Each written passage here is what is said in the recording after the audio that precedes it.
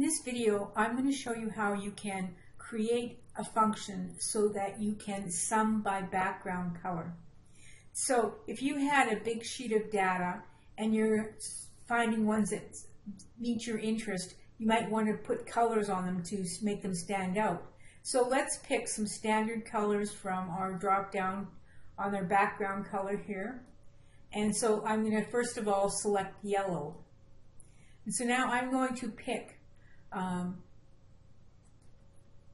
this one and make them yellow, that one and make them yellow, this one and make them yellow, and that one and make them yellow.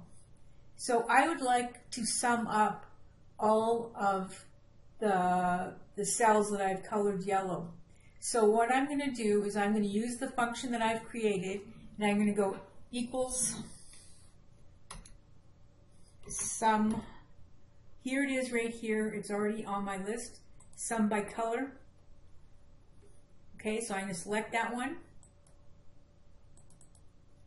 Okay, the first thing I do for this function is I select the range that I'm going to use, or I'm summing from.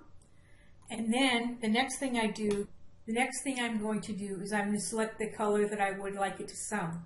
So I'm selecting this yellow cell beside me, and then I'm pressing enter, and there you go. That's the sum of all the ones that are yellow. Now let's select, for example, red.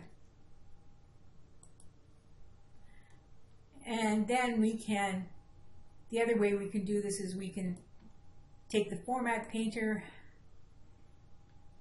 double click the format painter, and then we can go this one, this one, this one, and now we can click again on the format painter, and then we can just drag this formula down. And so there you see that the sum of the red ones is 49. Okay, so to access this, if you're on a Windows computer, you're going to go Alt F11.